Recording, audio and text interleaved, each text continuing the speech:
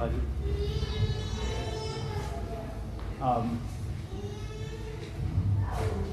I'm going to say this to start. I didn't write this down. I wasn't going to say it, even though I probably would tell everybody in this room eventually. My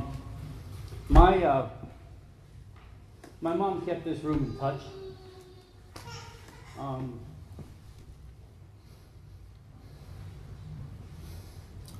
Make sure that doesn't stop when we leave here today, even though she's not around to do it. Okay? So that's on all of us. So, now for what I wrote. Welcome everyone to the memorial and life celebration for my mom. I'm so happy, I truly am so happy that all of you are here with us. And I'm also so deeply saddened as to why you're here with us. Our mom, my mom, our mom, who is a mom in some way to so many people. I truly believe that there was no one on earth who was born to be a mom in every sense of that meaning more than she was. To honor her in her seemingly boundless and sometimes gullible acts of kindness, please welcome Michael Iwajayo, who is someone I just met outside today. Please show him the same hospitality Elaine would by instantly treating him like family, offering him some dried cranberries, and then have him choose from one of 20 takeout menus for dinner. One of the many things that my mom taught me was that it was not only to feel emotions fully, even if they all come out at once, but it's good to. In fact, she would probably say something like, if you do not allow yourself to feel the depth of sadness and the empty feelings of despair, then you will not be able to feel the ecstasy of love and the peace of contentment. Without knowing one, you cannot truly know the other, and you will not be fully experiencing life. She would not want that for any of us. So this service may give you all those emotions. I hope they do. And I'm here to tell you that it's all okay. If you're moved to cry, then you should cry. If you're angry, it's okay to let it out. If there are memories that take you inside yourself, then you may quietly stay there. And if there are jokes that tickle, then by all means laugh so hard that the heavens hear you. God knows I will. There are no expectations here except to be present, to feel my mom's spirit in the room, and the energy that we all together bring into this place. After the service, if anyone would like to talk more about their feelings, I've arranged for a medium to be here between 5 and 7 tonight for a psychic session with Elaine. It's exactly like a phone session, just from longer distance. Her book's right there in the back if you'd like to make an appointment. The best part about this, what I just did right there, is half of you in the room don't know if I'm kidding or not. And the other half are praying that I am. And you're both right. So when I was looking for the right space for this service, I of course called a bunch of locations. I found myself explaining to them that Mom was not religious, she did not belong to any congregation, and we were not having a formal ceremony. She was not a huge fan of organized religion or ritual. But I realized I was wrong. She wasn't non-religious. That's inaccurate. She was actually all religious. So that's what you'll be a part of today. An all-religious celebration of my mom's life. So my friend, if you're looking for a yarmulke or a Bible, a Torah or a rabbi, you, my friends, are at the wrong memorial. But by whatever name you call him, in whatever way you communicate, I promise you that God is in the room, as his mom, listening and watching us together. So let's celebrate my mom's life, memorialize her passing the best way we know how, with laughter and with love, Bernstein style, Resnick style. So here to lead us in that is my mom's dear, dear friend and very frequent house guest, Surya.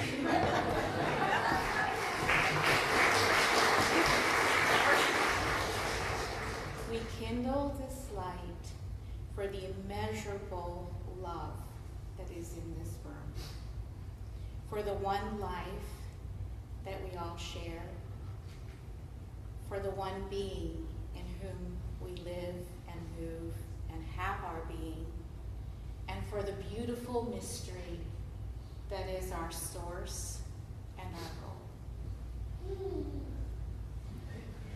We kindle this light for Elaine in celebration of her life and to represent our gratitude and love for her being.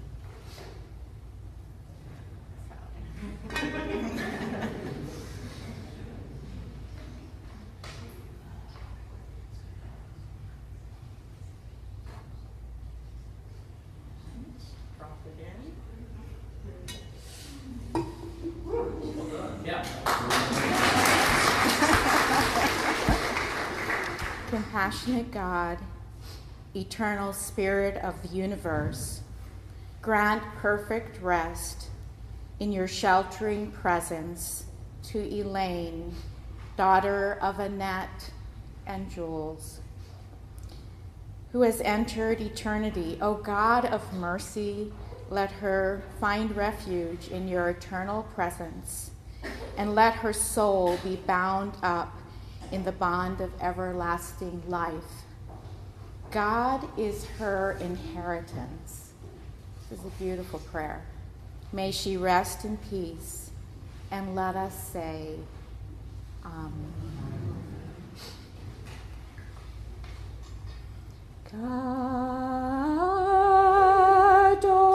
Kadosh, Kadosh,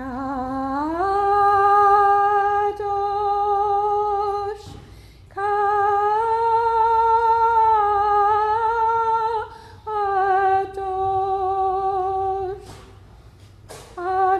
Adonai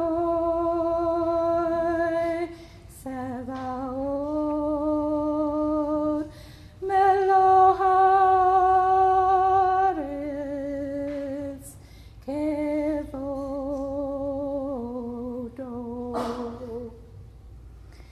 Holy,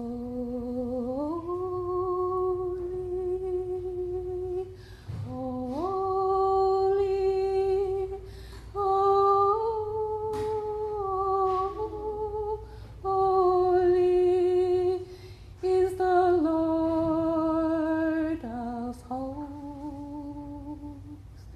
The whole world is full of your glory. Welcome to everyone who is here in our midst. And I would just again remind us of the beautiful saying in the Song of Solomon, love is as strong as death. And that the love that we feel in our hearts right now for Elaine is what is alive, and that life is eternal and always alive. It is life that lives and death that dies. Death is a change, a big one.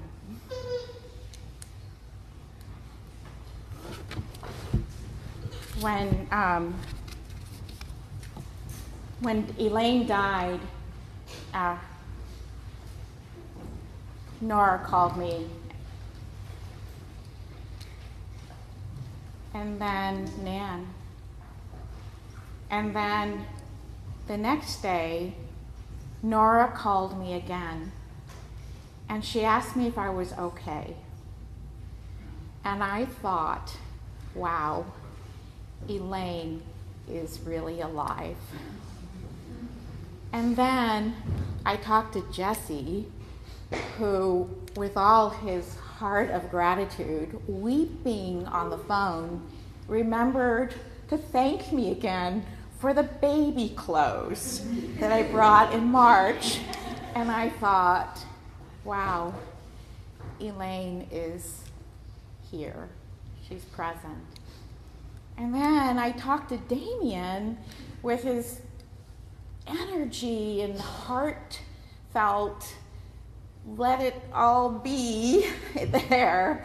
And I know that energy that's, I know that energy. We know where that comes from. Boy, that's Elaine.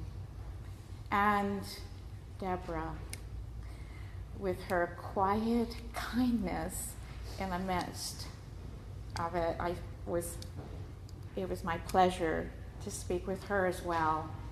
And all I can say is Elaine is present and alive. There's a beautiful story called The Shadow of a Flying Bird, and it's about the death of Moses. And God brings Moses to the promised land and says, look, Moses, here's the promised land. Sorry you can't enter. Your time has come. And Moses begs off and says, God, make me anything, make me a bird and I'll eat just a little. And finally he says, make me a butterfly and just let me live one more day. And the answer, and he says, my life, Moses was 120 at this point, my life is just like one day. Just like one day has passed. And God says, the life of a man or a woman is like the shadow of a flying bird. If you lived 1,000 years, it would be like one day.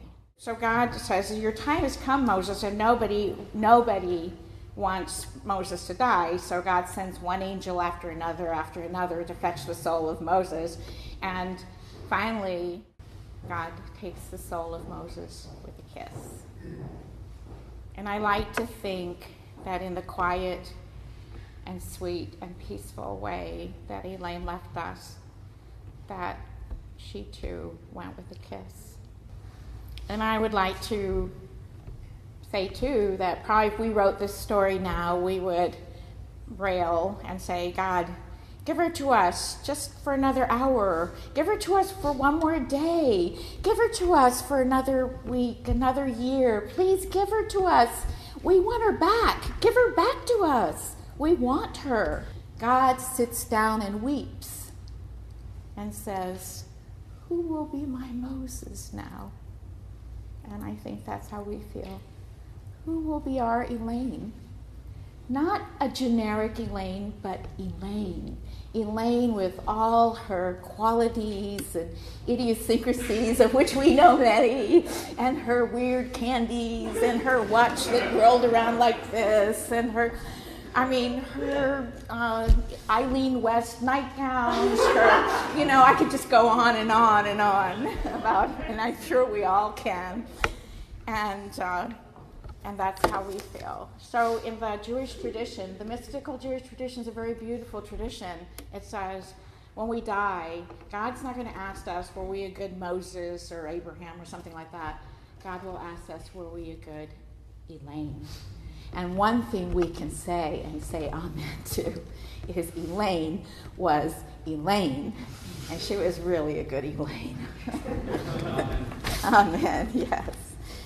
So when these moments come, we wonder about life and death, and it's interesting because all mystical traditions say the same thing pretty much in various forms, and everyone says that life lives and death dies. In essence, that death is the great change. Sometimes we see symbols of that, like in the butterfly. That little crawling creature makes a cocoon, it dissolves its whole being in that cocoon. It's not like it just grows wings or something. It completely dissolves, reorganizes itself, and comes out as a butterfly. So often that's given as a symbol of moving into an eternal life.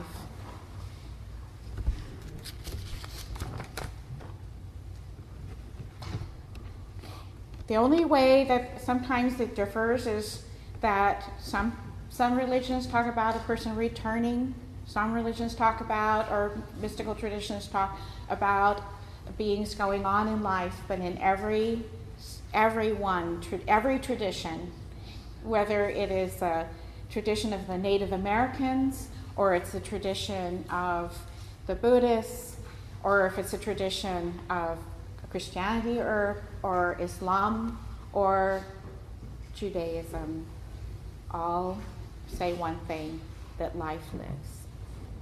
So I found some very quaint sayings about that. Like, it's very simple that, and this doesn't sound simple to us, but that at a certain point we drop an overcoat and that we go on in a more subtle body. In a more subtle body, like a body of light. And that's almost in every tradition. So I'm going to read to you just a few of some sayings from the Naikan. Death takes away the weariness of life, and the soul begins life anew. Death is a sleep from which the soul wakes in the hereafter. Death is the crucifixion, after which follows the resurrection. Death is the night, after which the day begins. It is death which dies, not life. The life eternal is hidden in the heart of death. The soul is living. It is life itself. Death is something foreign to it. It does not know death. The more one thinks of it, the more one happens to glance into the hereafter, the more one will realize that what the hereafter is, what is behind the veil of death, is the awakening to another sphere, a sphere as real as this one, or even more real. I'm just curious as to how many of you have spent a night at 94th Street. Pretty good. And out of those, I'm assuming multiple. And I think a lot of you know the story.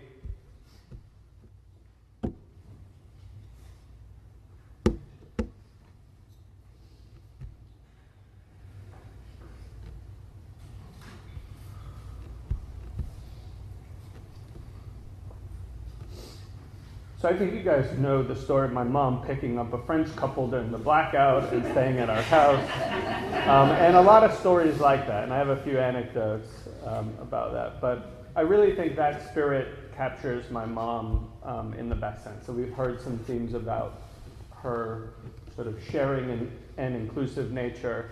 And I would imagine that we'll hear a lot more of that.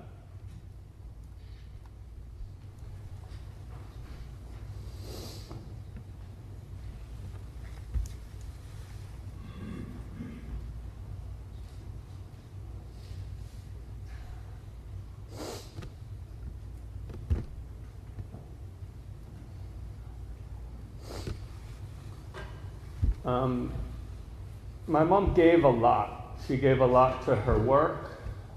She gave a lot to her community. She gave a lot to her family and to her extended family. She gave so much so that I think in the late 90s, some members of our family, in a sort of teasing way, gave her the nickname of Gandhi. And this tremendously bothered my mother. She found it really irritating. But I also believe she subtly liked it. And she really believed in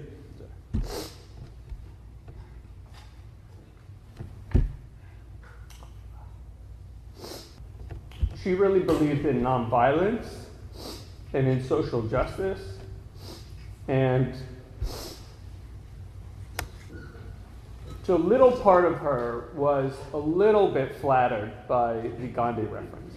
And she really had a genuine and true love for almost everyone that she came in contact with. She was not a judgmental person, and she had a tremendous amount to give. I say almost everyone, because I know for a fact because we sat around lunch once and we were going around all saying, what superhero power would you want to have? I want to fly. I would like super strength. I would like to be invisible. And my mom, in her deadpan, not joking, very serious manner, said, I would like to blow people up with my eyes.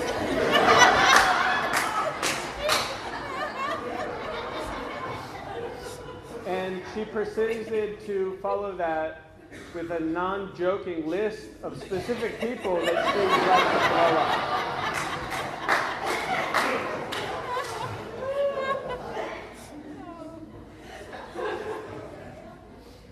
Shocked and stunned, we basically just sat there,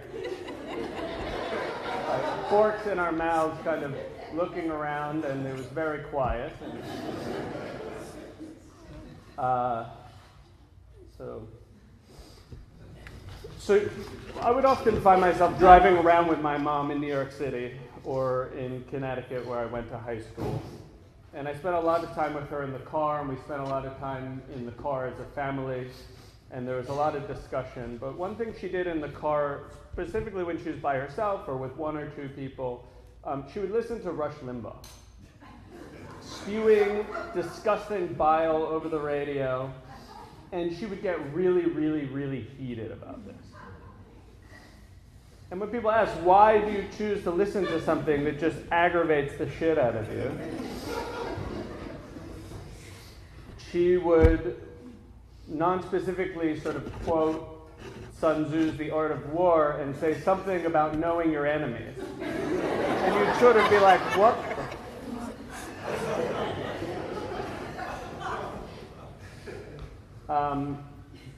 A lot of discussions were had in our car, ranging from mostly very serious topics, and we'd be on a vacation or something, and we'd talk about assisted suicide, Dr. Kevorkian, end-of-life care, current politics, the destruction of the environment, or we'd stop by McDonald's and get pancakes.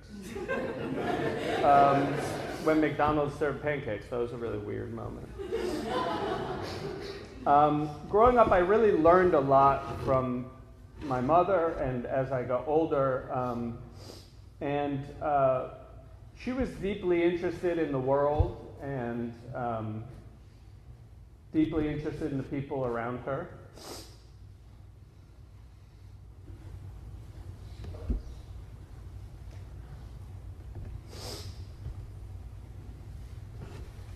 She took a tremendous interest. I had a lot of difficulty in school early in my life.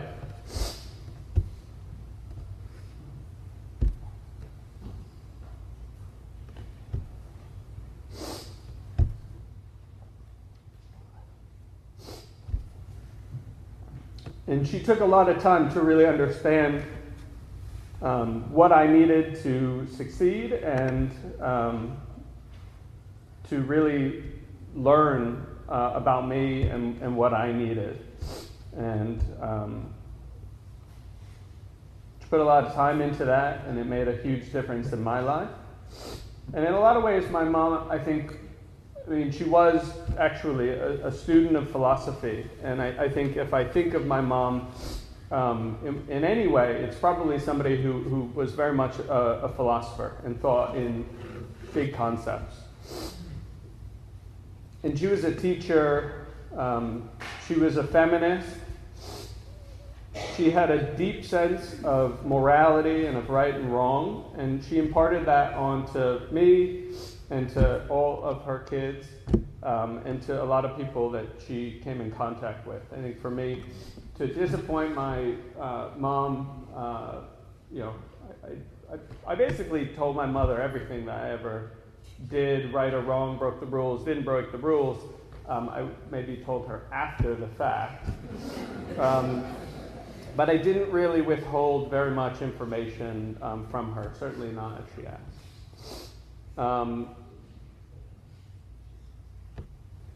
And I really think she imparted this sense onto Deborah, onto Damien, and onto Nora very strongly as well. And I think that sense of right and wrong and morality runs very deep in our family, and that welcoming spirit.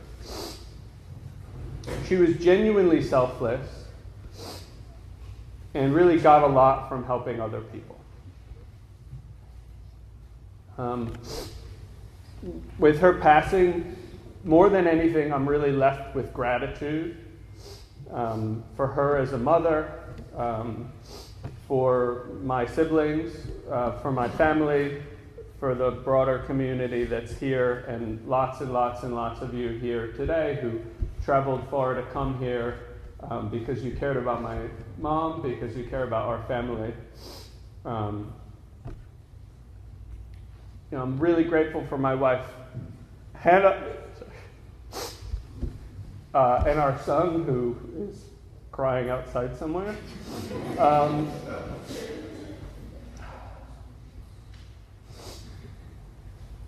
I'm really grateful for our father, who is doing great at the moment, and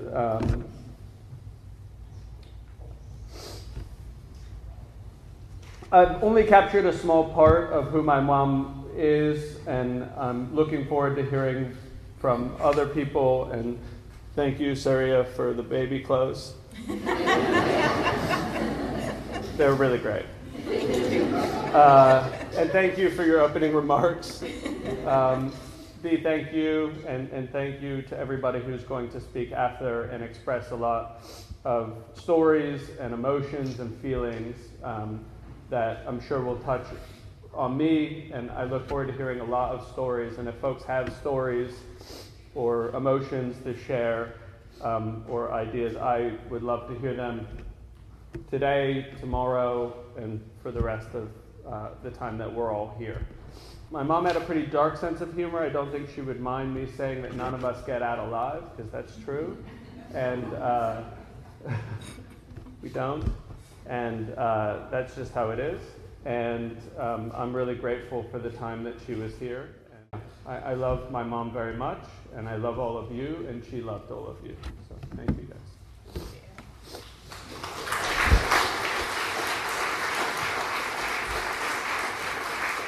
I feel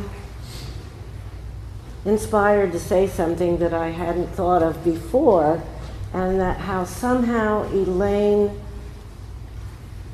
taught me a lot about my humanity. And I think everything that I'm going to say, I think, will apply to most of us in this room in our relationship with Elaine. But I screwed up already in my job here today because I didn't tell Jesse how to get up on the stage right. So I'm sorry. I knew. Oh, you knew anyway? Anyway, and something that I'm inspired to say about Theo. Elaine wouldn't mind at all if he were in here and crying, because he's a part of her. And it reminded me of your grandfather's funeral, Grandfather Jules. And I'm not sure which child it was, but I think it was probably, you were a toddler at that, okay, at that funeral. And you were running around, and Elaine was jumping up and getting you and bringing you back. And someone said to me, "Oh, that's a shame Elaine has to do that." And I said, "She loves it. It's not a shame. This is what she would want to do." So I'm Elaine's cousin, and we actually met when we were about 12 or 13 years old. We're actually her dad and her grandfather, Phil, and my grandmother, Bessie, were brother and sister. And all through our lives together, we tried to figure out what kind of cousins we were.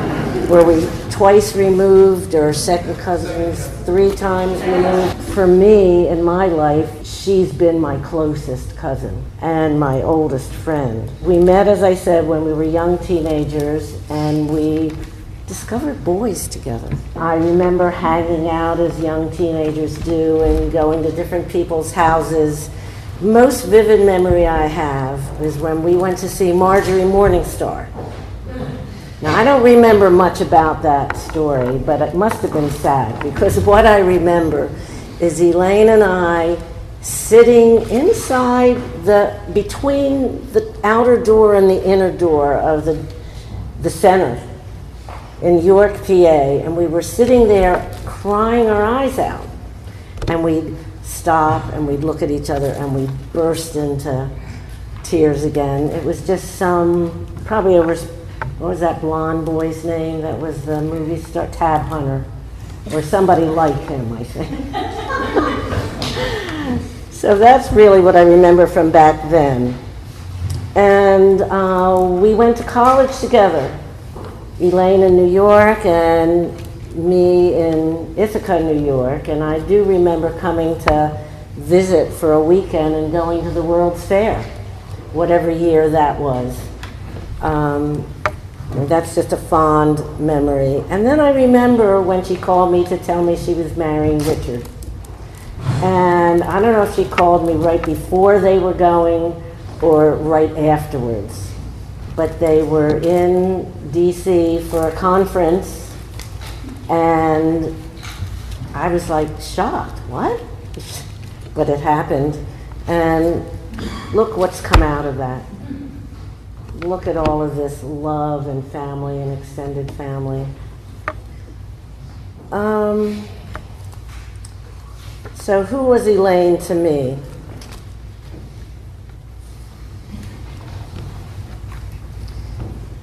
She was like a sister to me. She was the city girl part of my suburban girl. I learned stuff from her. We did things together, even though we were not always together physically.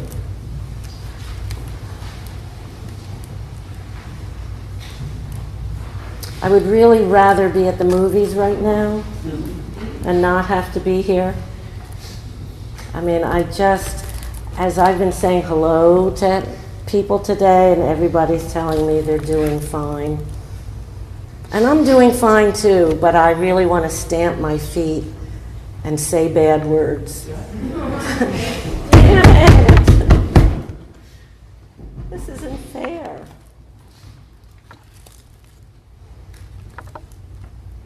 Thank you, Tina. So, I've been, in my life lately, I've been doing what I call personal development work. And I take courses and I assist and help in producing courses. And in 2012, I took a course called Partnership Explorations. And what we did is we had to look at a number of people from our lives and do some work on looking at our communication with them. And Elaine was one of my people. This was the page from my coursework. And I remember trying to get a picture of her, and she was very, she did not want me to take a picture of her, and she did not. But I think somehow Jessie took this or got this for me somehow. It was a long time ago. I had to do is interview her about our conversations. So the question was, what do we talk about? And Elaine said, everything. Life, liberty, pursuit of happiness, each other, health, politics, our children, our relationships. It's all very comfortable and familiar. Now this was, so in 2012, how old were we? So this is probably after knowing each other for 50 years, or thereabouts. Maybe 30, but I don't think so. What don't we talk about? I don't know. We don't avoid any topic. If either of us brought up something, we talk about it. We talk about some things more than others, but we don't avoid anything. What could we talk about? These are very heavy-duty questions. And she said, I have no experience of this. If I wanted to talk about anything, I would. This question suggests a longing, and I don't feel that.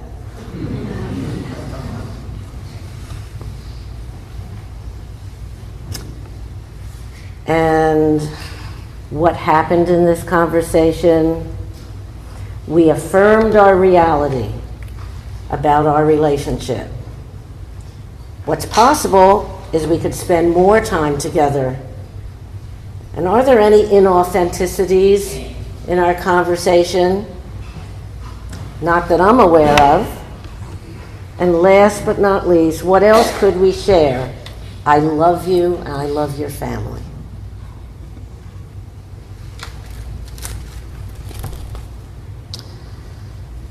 Another part of this course is we looked at what's called fields of conversation, and we learned that all conversations come from one of 4 fields, and those are, let me read, mother-child, father-child, playmate-sibling, and admirer, admired. And at some point in the course, we had to look at the people we were studying and look at what percentage of our conversations fell in each of these categories. And it was all made up. I had actually at first tried to really figure it out with percentages and times and timing. I didn't do that. It was all made up. But what I noticed when I went and got this out of my notebook, and there were 20 people that I had to deal with, this is the one where I had the highest percentage of admired admirer. That's the relationship Elaine and I had. That's who she has always been for me. Hopefully I was that to her too. And now there's something missing. There's something missing in my life. And I have to learn how to deal in this spiritual plane with Elaine.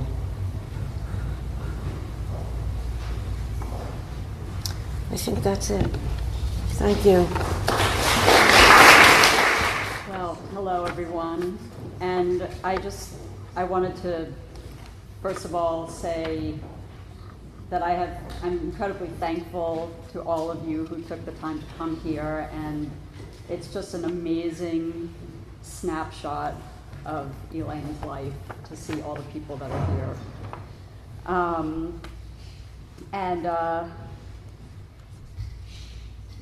Anyway, Damien and Jesse, I'm so grateful because you so far have just done an amazing job capturing things about Elaine and giving us personal anecdotes, and I'm sure we'll hear more. And I think I've taken a little more of like an intellectualized approach to this. But anyway, for those who don't know, Elaine was my wicked stepmother, as she affectionately would call herself. And as I was saying to Nora earlier, there's just no way to sum up all the memorable times or the unique qualities that make Elaine so special. And I really take incredible solace knowing that we don't need to cover it all here today, and that we'll continue to share our stories about her and honor her life for a long time to come. But anyway, so when I thought about what can I say that doesn't duplicate what everyone else is saying, I thought that I would talk about Elaine and attachment theory.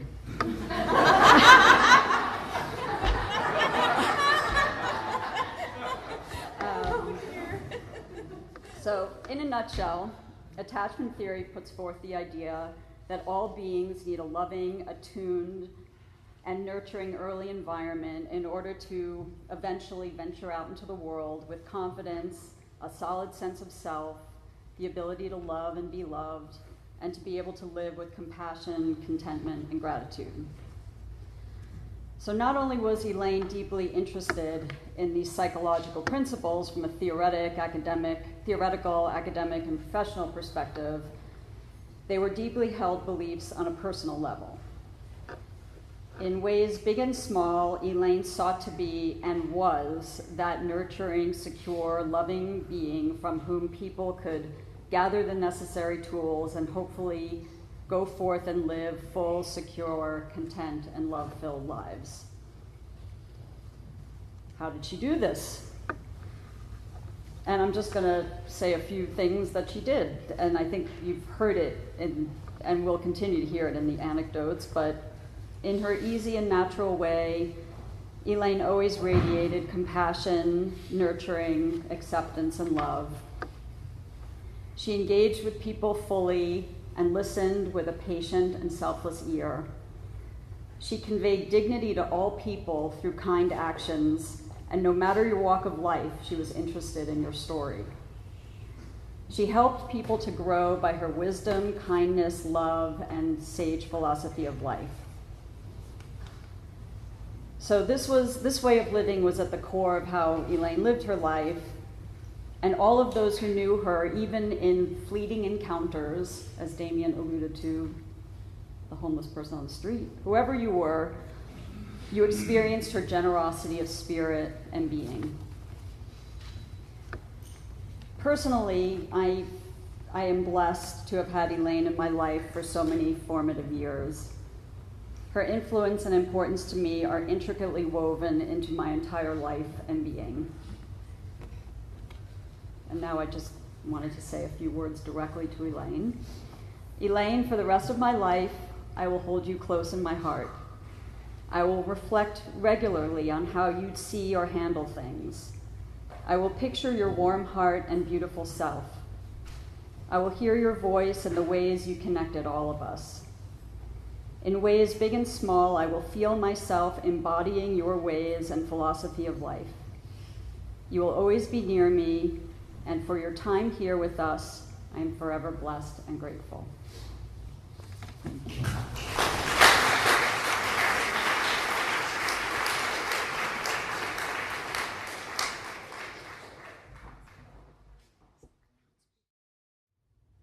She wrote a card to Nan that Nan asked me to read for her.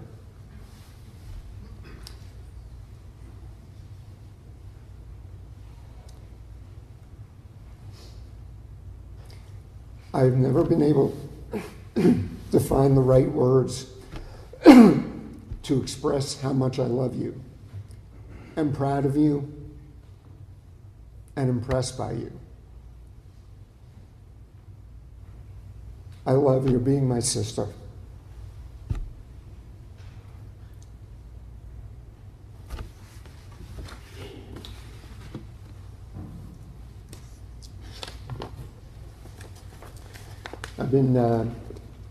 Elaine wrote a poem when Damien was 2 that, well, she might just as easily have written this when Jesse was 2 or Nora was 2. And I'm honored to be asked to read this.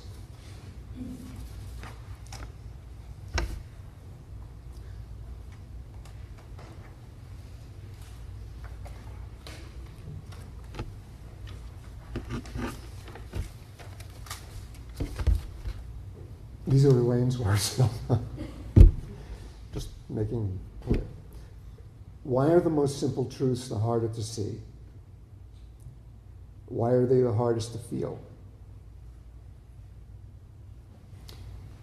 It's not that they are hard to feel, it's that they hurt to feel. What are these truths? That every happiness is a sadness, every sorrow a joy.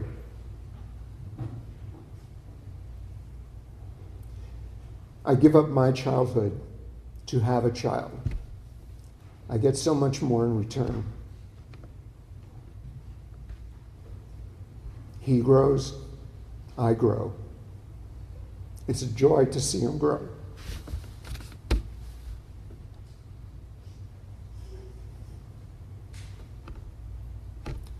Each day, in every way, I rejoice to see him grow. I cry to see him grow. But in taking each step toward tomorrow, do we lose yesterday? No. It's all within, so never really lost. And in taking each step, I recapture my child within. I get to meet my life, my old age, my death.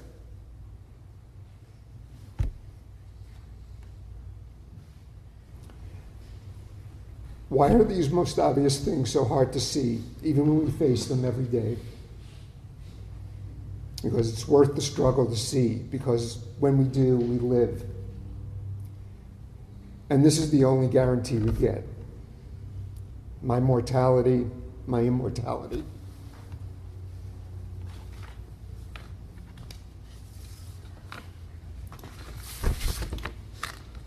So, for myself, I'm grateful to Elaine for several reasons.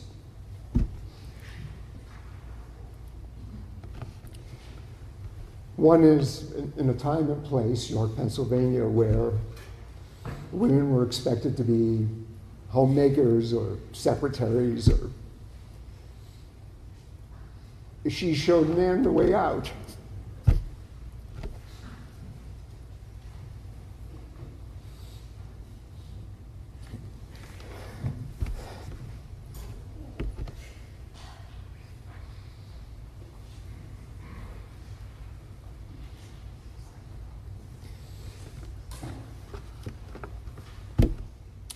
I don't think I ever would have gotten to York, Pennsylvania on my own.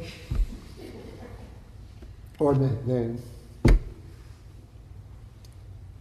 And I'm grateful to her for mentoring Deborah and for, along with Richard, birthing Nora, Damien, and Jesse, who've enriched my life immeasurably.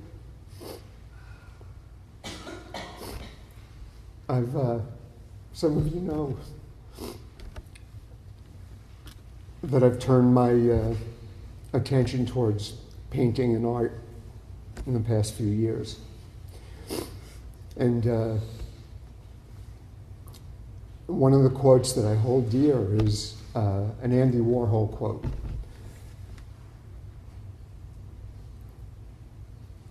The idea is not to live forever, but rather to create something that will. And Elaine has created something, created a community that will resonate long after.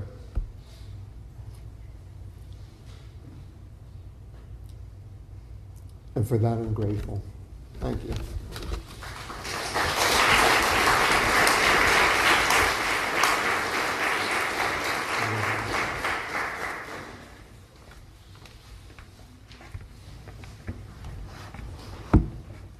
I'm just going to say a few more words about Elaine as my friend. Just a couple words. I used to tell Elaine I thought we were a little bit like Frog and Toad, and I really do think that that was the nature of our friendship, and probably the friendship of many of us with Elaine, because you did talk about everything and nothing, and none of it really mattered. It mattered and it didn't matter. We were just friends. But I have to tell you something about Elaine. She could be a little violent at times, as we were talking about. And it was really funny because Richard introduced Elaine and I, and I met Richard, I guided him on a retreat, a spiritual retreat, and he said, "You've got to meet my wife." And so then we were at a retreat camp together, and he saw me and he said, "Come on, you've got to come meet my wife." And Elaine was pregnant with Jesse, and she had hurt her back, and she was laying in their van. They parked it somewhere up the mountain, and so sure enough, he took me there, and I met Elaine, and I kind of remember not being friends after that moment. But the story that Elaine told about this got more and more violent over the years. Like, remember, Richard dragged you up the mountain and then he threw you into the van. It was really funny, and I don't know why it just kept getting more intense. But we know something about Elaine that. Her superpower. What's that? Her superpower. Superpower. That's right. That she loved us all fiercely. She was fierce. Yeah. So I have another issue with Elaine, that we often said to each other, if you die on me, I'm going to kill you. So don't worry, Elaine, I'm coming after you.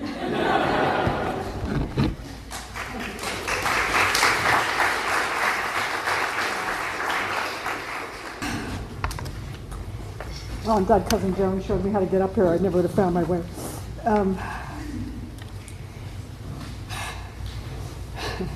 Thank you for having me come here and asking me to speak.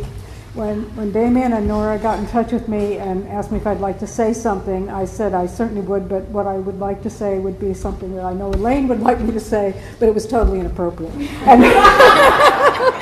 And they both said, yeah, go for it. There are going to be a lot of tears, and we need some funny stuff. And this is kind of I think it's a very funny story, and Elaine certainly did. It's the story of how we first got together, and I think probably a lot of you have heard this, that this was over 52 years ago, and we were fake roommates. And is Peter Shoyden here? Yeah. Where? Right there. Peter, I didn't see you when I came in. Okay, Peter, you have no objection to me telling the story of how Elaine and I met? You have one chance to say you do.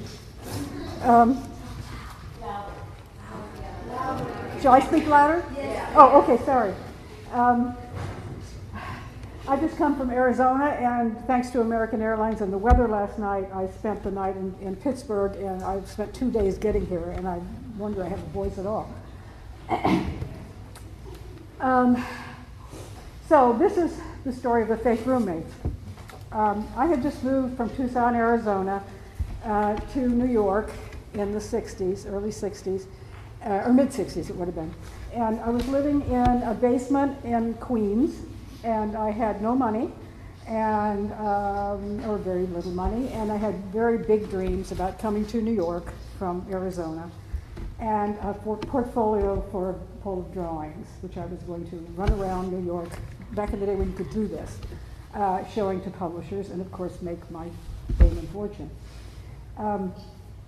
And one of the dreams that I had big dreams, and one of the dreams I had was to have an apartment in the West Village, like every artist should have. But I couldn't afford it. And I said to my then boyfriend, whose name was Brian Totus, that what I needed was to find a roommate, find someone who would pay half the rent but not live with me. And I said, of course, that's ridiculous, and who would ever do that? Who would ever be crazy enough to do that? And Brian said, I know somebody. And guess who? And so that's how I met Elaine. She was living with Peter at the time, and this was in the 60s, and things were different then. It was 50 some years ago, and she did not want her parents to know. So our little game was that we would be fake roommates. We got together. Brian introduced us. We got together. We actually hit it off great right from the first, which was not part of the plan. But of course, Elaine was so wonderful. How could I not like her right from the first time I met her? We got the apartment in the West Village. It was the extreme price of $160 a month, and one-bedroom apartment on Hudson Street. And we furnished it mostly from the street, from the things that people threw out in the street. It was very nicely furnished. And and we had Con Ed draw a phone line that would ring in both Peter and Elaine's apartment. We were on 13th Street then? Yeah. And and this was 535 Hudson, so which is a publishing house now, but ironically enough. But anyway, it's several blocks, many blocks away. And but they rigged it up so the phone would ring in both apartments. And Elaine and I had this elaborate system where if it rang so many, I think it was 4 rings, I would let it ring, and if she hadn't answered after 4 rings, then I would answer, and often it was her mother calling. And I would say, she would say, oh, first she would say, oh, is Elaine there? And I would go, oh, no, she just stepped out, but I can take a message. And after this would happen about 50 times, her mother would, and I'd answer, and the mother would say, oh, Elaine's not there. And I'd say, oh, yeah, but I could take a message for her, she'll call you back. And then I'd have to get in touch with Elaine. But one time, Elaine was, we got to be friends in the meantime. And so one time, Elaine was down at my apartment, and we were just sitting, and the phone rang. And I said, I bet it's your mother. And I answered the phone, and sure enough, it was Annette. And she said, oh, I guess Elaine's not there. She was on to this. She thought she was on. I said, no, she's right here, just a minute. So that kind of blew her away. She thought she had it all figured out, and that was... anyway, this went on, and when Annette came to New York a few times, Elaine would quickly move down a bunch of clothes and put it in my closet. And so, and we would have Annette come over, and we were the 2 roommates. I think she was very confused about this whole thing. Because as soon as she thought she had it figured out, then we would have something that made it not figured out. We had a lot of fun with this. We had a lot of laughs about this, and it was all very innocent, I think now, and we did too then. But eventually, after about a year of this subterfuge, Elaine decided it was time to tell her parents. And by that time, I had been running around with my portfolio, and I was making enough money to pay the whole $160 myself. And so we split up as being fake roommates and started to be real friends, which we have been ever since. And 52 years of friendship, of wonderful, wonderful times together. We hung out a lot. We even rented a house on Fire Island one summer. Peter remembers that. And we even worked together for a time. Do you remember for that crazy doctor? Where I did the illustrations and you guys did the writing and research. So we did a lot together. We really had fun. And at some point, when I left New York, I met a Swede, my daughter Jenny, who is somewhere in the back here, who's with me today. Jenny's father and I met on the street in New York, and we married and moved to Sweden, to Stockholm. And during that time, we kind of lost contact with each other for a few years. But when we found each other again, it was such a coincidence because we each had a child. And our first sons, Damien and my son Jonas, who are friends today. And Jonas sends his love and his consolation. He is hiking in the Alps right now and with his girlfriend and just couldn't come because they had planned this for months ahead of time. He said, if it were last week or next week, I would be here, and he would have come. He lives in Stockholm. But Jenny did come, and she's here with me today, which is wonderful of her. As everyone else always talked about Elaine's wonderful generosity and her open arms, and it is so true. After I moved away from New York, when I would come back, every time I'd come to New York, and I came for business, I worked with her. Oh, the other thing is, she helped me very much in my career. And she doesn't remember she did this. I mean, when I would tell her afterwards, she'd go, I remember that, but it was really important to me. I was running around with a portfolio, as I said, and I had gone to Harper and Row, as it was called then, HarperCollins now. There was this kid from Tucson, Arizona with ponytails coming in with a portfolio. I think they thought it was hilarious. They would look at my portfolio and say, oh, that's really nice. Do you also do dogs? Okay, then I would come back again the next week with dogs, and then, oh, that's really nice. Do you do cats? This went on for like 3 or 4 visits, and I was thinking, what is this all about? Are they just putting me off? And I talked to Elaine about it, and she said, I don't think so. They don't waste their time like that here. And she said, if you get a book with Harper and Row, I will be so impressed. And so I went back again. I was not going to go back. I went back and I got my first book with that.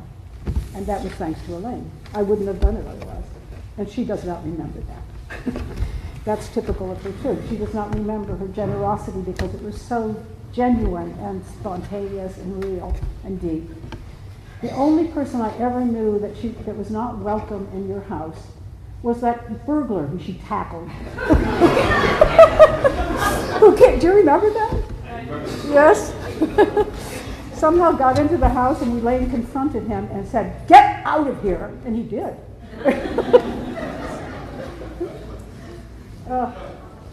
So, my whole family loved Elaine. All of them got to know her eventually, and I think most of them have stayed at your house. And everyone loved her. And Jonas came one time with a friend, a Swedish friend of his, and after they had left, this guy, I can't forget which name was Sigge, said to me, "I'm in love with her." And I could understand why. Her boundless and generous and genuine generosity, her warmth, her intelligence, her fun. It's not the same place. New York is not the same for me. When I came here today, I came in from Pittsburgh this morning, and it was just so different. I used to get such a thrill just coming closer to your house when I knew I was going to see her, when I knew that I would call and say, "I'm coming," and she'd say, "Okay, come to the downstairs, come to the upstairs," whatever it was going to be. And then I would come there and there would be the open arms and the dogs barking and all the rest of it. And it was just so different this time. And I know it will be different, although I hope we all stay in touch, because I love your family.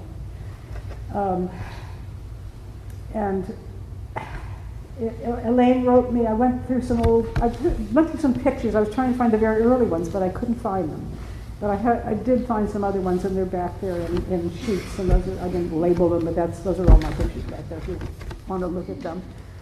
Some wonderful ones of the grandchildren and Elaine. Very warm, loving pictures. And with my grandchildren, when they came to visit one time, Elaine with them. I also found the 50th birthday card that Nan and Marcia had sent me, and that was a wonderful time too.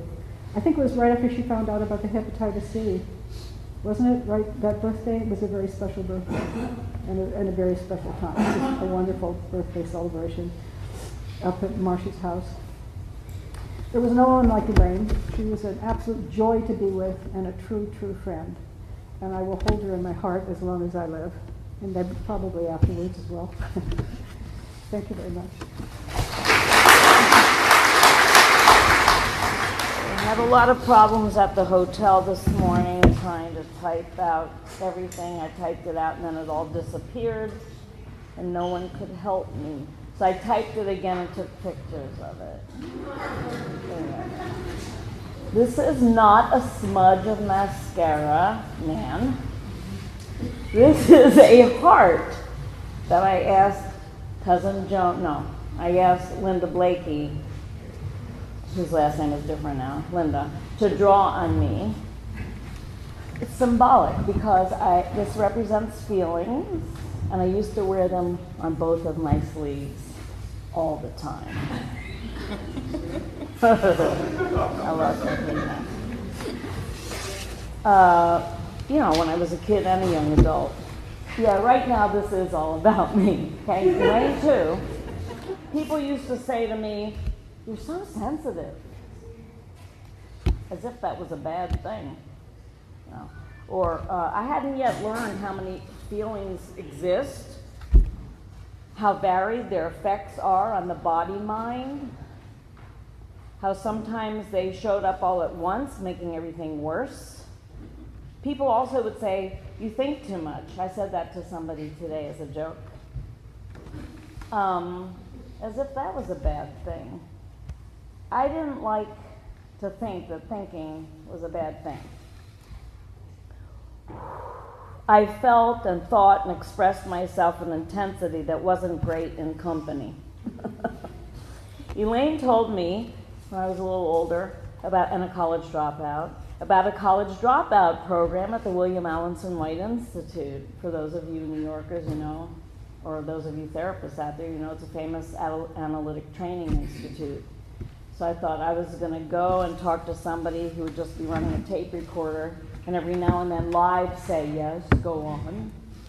But actually, I met this amazing analyst who talked to me and who was really a mensch. And I only paid $15 a session. College dropout program. Over time, I learned to notice and accept all of my feelings and my thoughts, and I learned how to respond instead of reacting to situations. I learned to discern helpful thoughts from anxiety-provoking ones. I learned to breathe with awareness and to modulate my expressions. I learned that I could become a more integrated, conscious person. Elaine encouraged me to reach further than I thought I could. Eventually, I learned to trust and appreciate myself. I slowly became part of a group of like-minded people whom I think of as kindred spirits. Elaine didn't try, but she made a comfortable emotional space for me to let her in on how and who I was becoming. She guided me to therapy, made sure I had a place to live. Nan did that for me too at times. Listened to me no matter what emotional turmoil I was in. She loved me unconditionally. She was a quiet, unobtrusive cheerleader.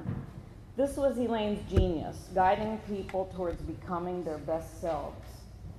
Through the lens of her compassion and her patience and kindness, she saw the best in everyone and shined a light on it. She taught people to be kind to themselves. Back to me. Once, a long time ago, oh my gosh, I lost my picture. Okay, a long time ago, but now I think I was a graduate student in social work by then, and had done a lot of therapy by then. Elaine introduced me to some of her colleagues as her healthy sister. I mean, that was as opposed to her. Had nothing to do with it.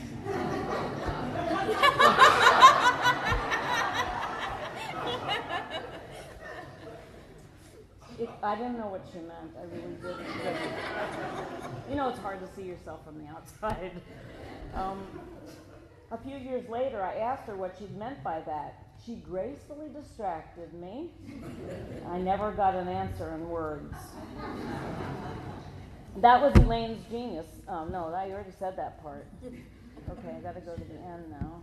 Did I already say that part? Oh, come on, back pictures. Please come back. Please come back. No, that's not the time. It's the pictures. All right. I am. Oh, yeah. I don't think you said that was Elaine's. Okay, thank you. Thank you, Linda. This was Elaine's genius, guiding people to become their best selves. She didn't try to be my therapist. She never pried through her. I said this. Oh, God, I'm having a deja vu.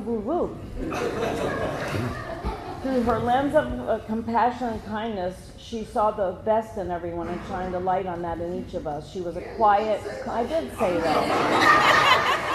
You're all fucking making me crazy now. Okay, for those Jungians out there, all right, I'll go on now.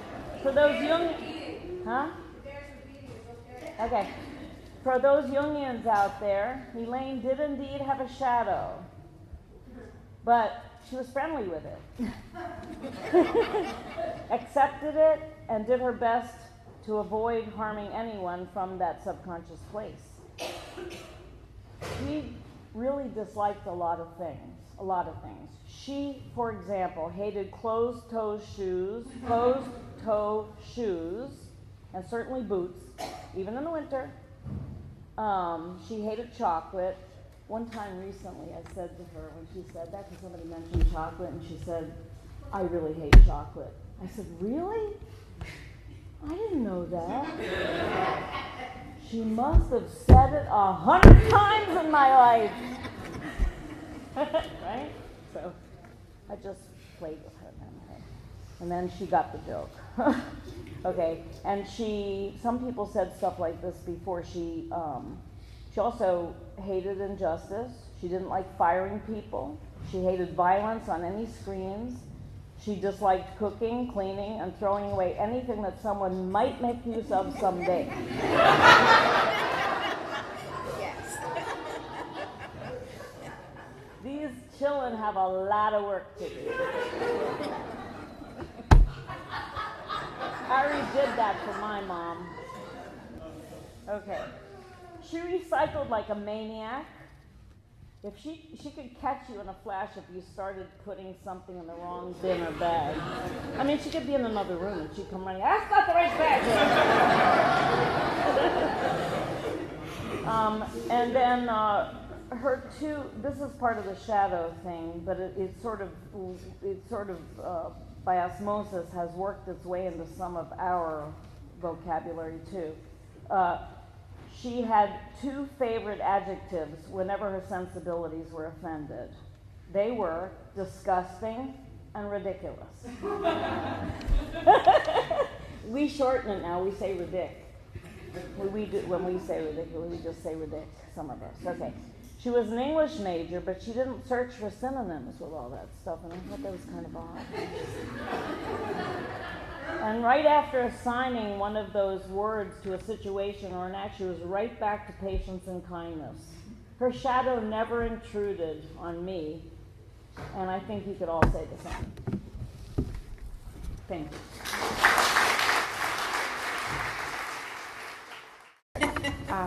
I'm Elaine's daughter-in-law. I'm married to Damien. Initially, when I thought about speaking here today, I hoped that the words would flow in preparation. I found generally that grief either makes me this prolific writer or completely gives me profound writer's block. So this time it was definitely a block on trying to express what I wanted to say. As much as I tried to put words to paper, I failed. So I was really honored and relieved when Nora and Damien asked me to read a letter that Richard wrote to Elaine on her 70th birthday. When I read it myself, I realized my words wouldn't matter anyway, since he did such a beautiful job with the letter. I love you because of who you are, your soul, your spirit, your essence, because you have awakened me to myself, you have awakened me to life, because, as you say, there are so many beautiful things in the world, glowing sunset, birds in flight, laughter, and companionship. You have made me alive to them all. It is not only why do I love you, Elaine, but also because I love you. I, too, love warm breezes, blue skies, soft rain, flowers, and the whole world. Because you and I are looking in the same direction. Because being with you is the most fun I can have. I love you for the very same reason that you love me, for the oneness that is you and me together. For the intrinsic rightness of love, because God made it that way, because it's what we both really want, because it is. So back to my subpar words. It's challenging and humbling to follow that letter. It's such beautiful words. When I read it, it was clear. I already knew, but unquestionably how loved Elaine was and how many people she loved so deeply back. She loved her husband, her children, her grandkids, her sisters, her friends, her job, her extended family, which includes ex-husbands and their spouses and their kids and even their kids. So honestly, when I first met Elaine, or soon after, that's what confused me most about Elaine, because Damien would introduce me to all these cousins, and when I would try to figure out the relationship, I would learn that they were actually kids of ex-husbands once they got remarried. And I took took me a long time to figure that out. So it shocked me, but it also taught me about love and really illustrated who Elaine was. Loving, inclusive, generous, gracious. So when I was trying to overcome my writer's block, one anecdote kept popping into my mind that I wasn't sure if it was enough to share, but that's what I'm going to share with you. Because when I reread Richard's letter last night, I thought actually it's simple, but it's perfect for how I want to remember Elaine. So many years ago, probably 15 years ago, maybe even longer, maybe 20 years ago, Elaine and I were walking somewhere, just the two of us, and she pointed to this cement slab on the street, and there was a very small, colorful flower growing up and out of the crack. And she stopped me and she said to me something like, "This is my favorite image in the whole world. It's really a metaphor for life, Meredith. Even in these dark and when things are dark and difficult, there's life and there's beauty." I've never forgotten that moment, that image, and that wisdom. And I've remembered it in really dark times and held on to it tightly. But most importantly, I think I've learned that it's really true, which is of course not shocking because Elaine was so smart and so wise. So today I see Elaine's death definitely as that sort of concrete terrain. It's dark and bleak and really unforgiving right now. But Elaine's memory, her legacy, the love, all the love she gave and received, her life is really that flower, the beauty and the joy that I'll always remember and will be what my kids and I discuss when we tell funny and meaningful grandma stories. That chocolate one, we always did the same thing. Really? We never heard that? So even in these challenging and painful times, I'm certain Elaine would want us finding wonder and satisfaction in the beauty around us, in the relationships we have with one another, in the love we share, in the love she gave that will always be with us, to find that light that grows even in the dark. She would be so gratified to know that we see these flowers even today through tears and through heartache. For me, her legacy will be the ability to notice and appreciate all that is beautiful and good, even the simple, maybe especially the simple. So I thank her tremendously for that gift.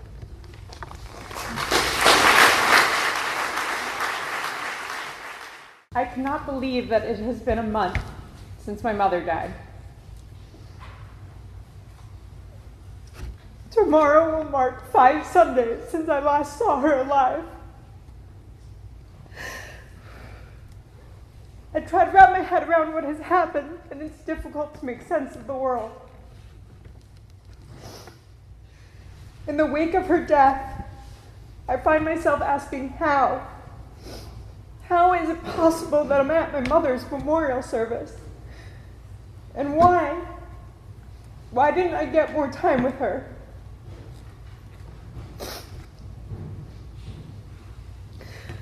I see my mom everywhere, in smiles from strangers, the sweetness of her grandchildren, an advertisement for a Broadway show. I find myself saying Elaineisms, be here now, where the road to hell is paved with good intentions, or 2 wrongs don't make a right. And I regret every eye roll, shoulder shrug, and drawn out mom. My mother loved with abandon. She was compassionate and warm, but not a pushover.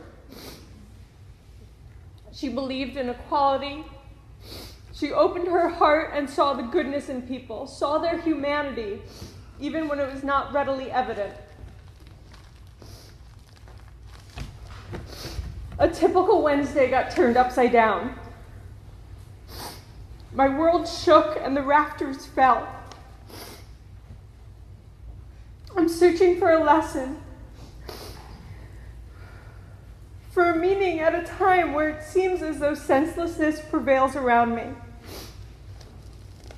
I miss her. I miss my mom so much.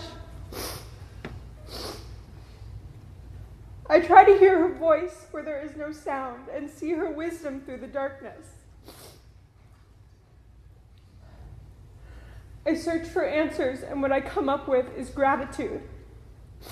I feel grateful. I'm grateful for Dad, who teaches me about humility and grace and love. My dad, who may seem withdrawn and even odd at first,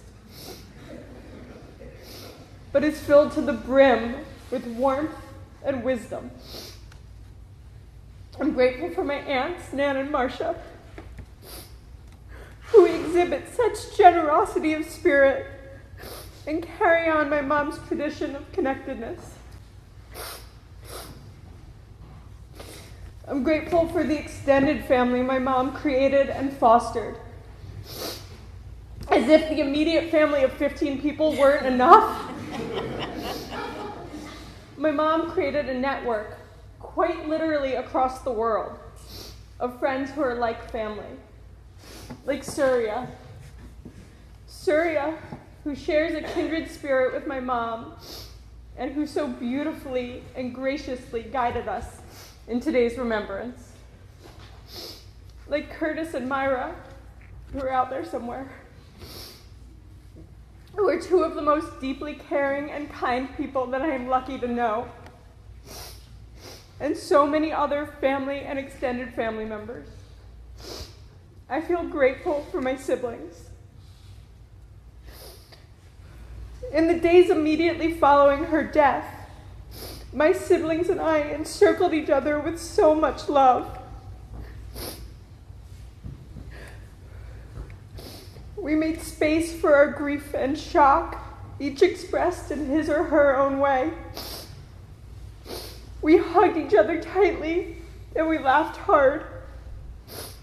My mom would be so proud.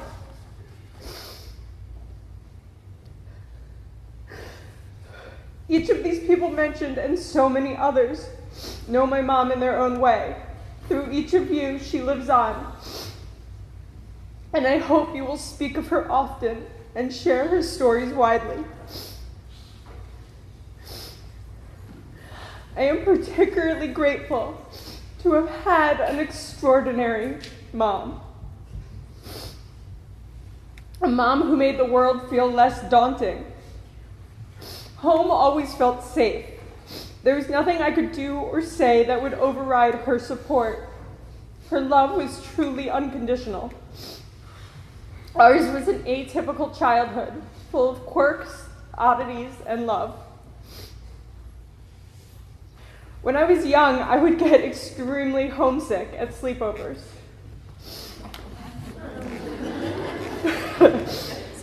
Countless times she would hop in the minivan and drive, sometimes as far as New Rochelle, often in the middle of the night, to pick me up. Each time she would tell me the same refrain: whenever mommies go away, they always come back. And slowly I started to believe it. And eventually I became an adult with an adventurous spirit. I told my mom recently that I attributed my love of travel to her. She was shocked, but it's true. She and I were travel buddies, and because of her, from a young age, I saw lands near and far. The ease with which I explore the world is in part because I knew I had an anchor in New York City. It didn't matter which part of the world I was in. New York was center, was safe, because she was there holding me in her heart. I'd like to leave you with an excerpt of an essay I found while sorting through her papers. It's incredible to me that at age 18 she had such clarity on how to approach life. Even more incredible that she succeeded in this vision. This is from a 1962 English class essay entitled Philosophy of Life by Elaine Resnick.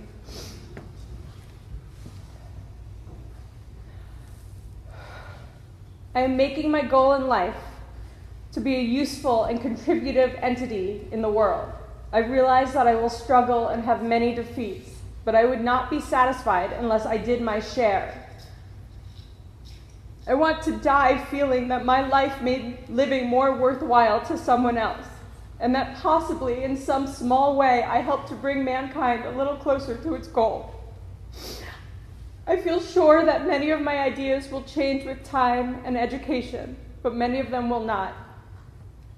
I will be content, though, if I live what I believe and live it to the full.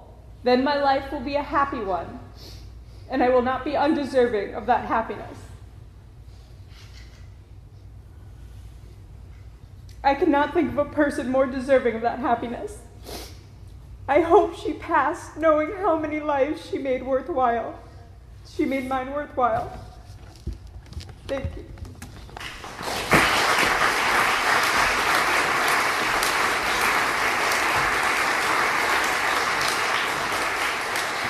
My mom was the sun that the solar system that is our family revolved around.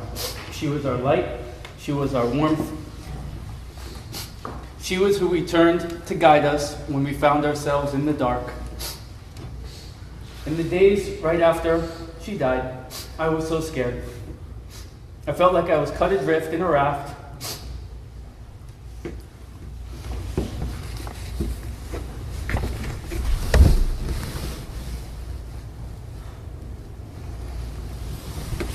Alone in a raft in the middle of an impossible sea.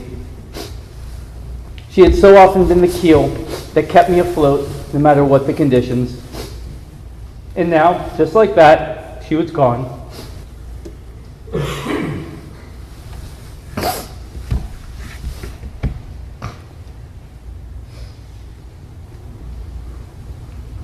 With no warning and no goodbye.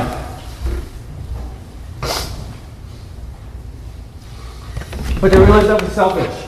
That was me at 5 and at 10, and maybe even at 23, when I truly needed her reassurance, her faith, and her wisdom. That is not me now, thanks to her and to everything she instilled in me, and the blessing that is my family. Mom, just as you and your sisters told Grandma,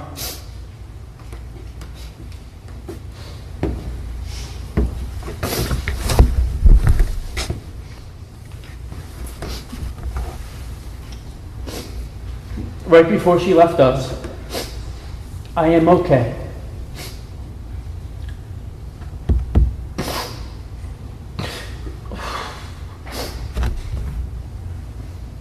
You've done a better job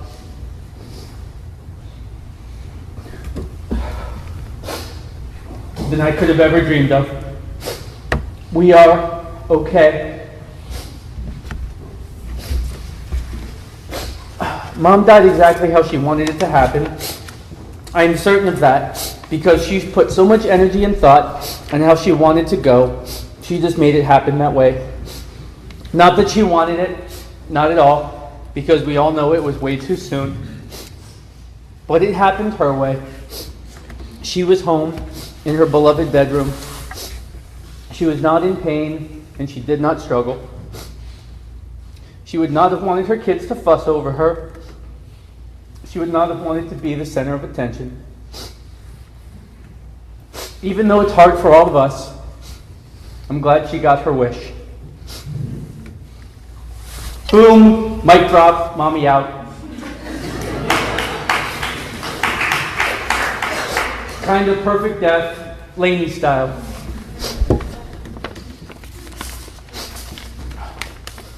What I realize now that I did not know then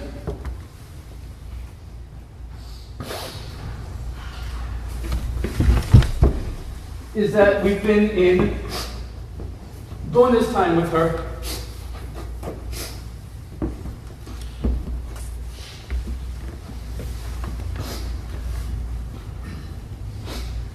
We've been in bonus time with her for a while, in her extra innings. So do not wait, do not delay. Hold on to your loved ones each and every day.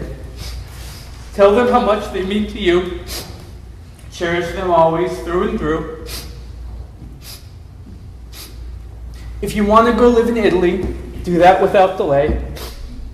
If I want to stay young forever, then it's baseball I shall play. Or be a hipster with a house +2, or make jewelry all you want with your life anew. But whatever it is, do it to the full, because life's real short, and that's no bull.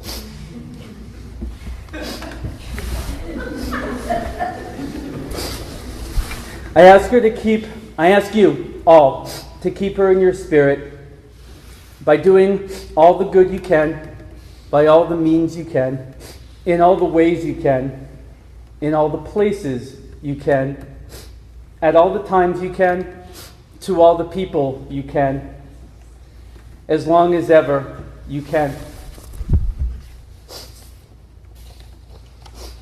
Thanks to my mom and dad and the extraordinary experiences they gave me, I believe in spirit, I have faith, I feel the energy all around, and I can tell you that God and our departed loved ones are here in this room with us. I am sure of it with all my heart. This is from my mom to all of us.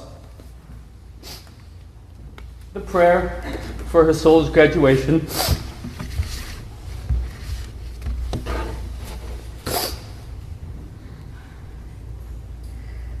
Do not stand at my grave and weep. I am not there. I do not sleep. I am 1,000 winds that blow.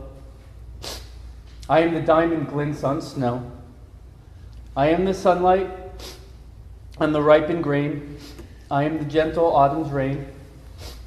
When you awaken in the morning hush, I am the swift, uplifting rush of quiet birds in circled flight. I am the soft stars that shine at night. Do not stand at my grave and cry. I am not there. I did not die. My spirit is still alive.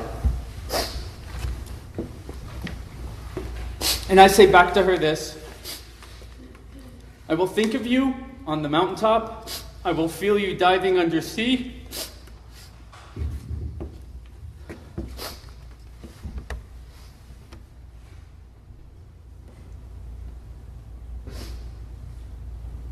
When I'm rounding third and heading for home, you'll be right there next to me.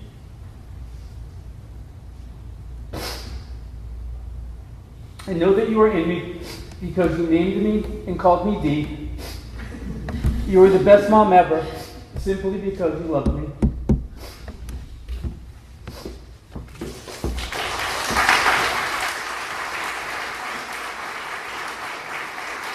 So I would like to invite Nora and Jesse and Damien and Deborah to please come up.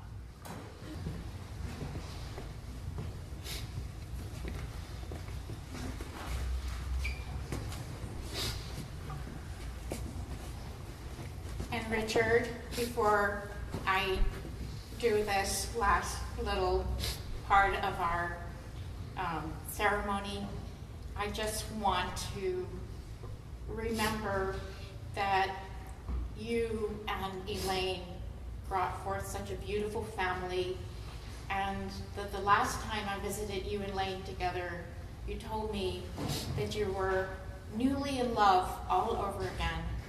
And I just want to mention that here too, so much love.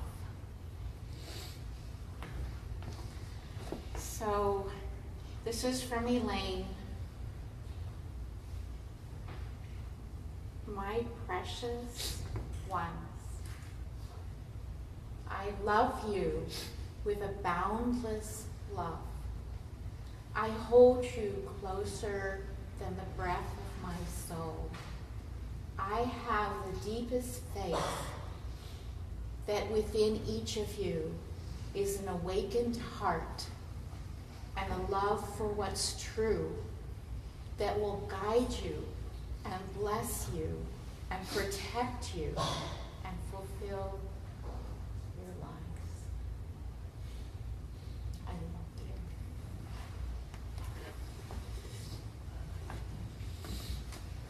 Stay here. I'm going to get in the middle of you guys. We'd like to take all this love that is in this room and to do what Elaine would wish so much, which is for us to embrace the world too in it. So I'm going to ask that you share with me a Buddhist blessing, very simple. I'll say it once and maybe softly we can say it together. May all beings be well. May all beings be happy.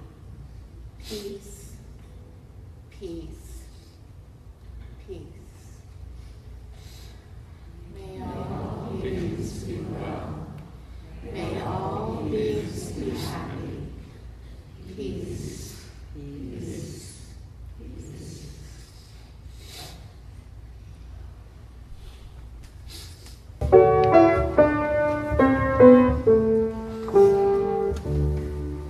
When I find myself in times of trouble, Mother Mary comes to me, speaking words of wisdom, let it be. And in my hour of darkness, she is standing right in front of me, speaking words of wisdom, let it be. Let it be, let it be, let it be, let it be. Whisper words of wisdom, let it be.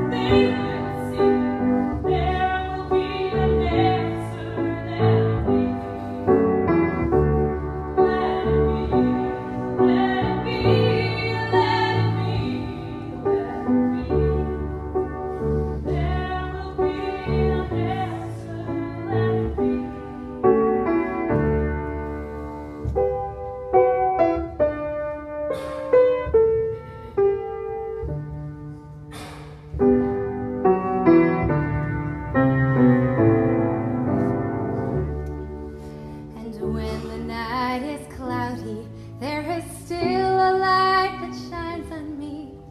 Shine until tomorrow, let it be.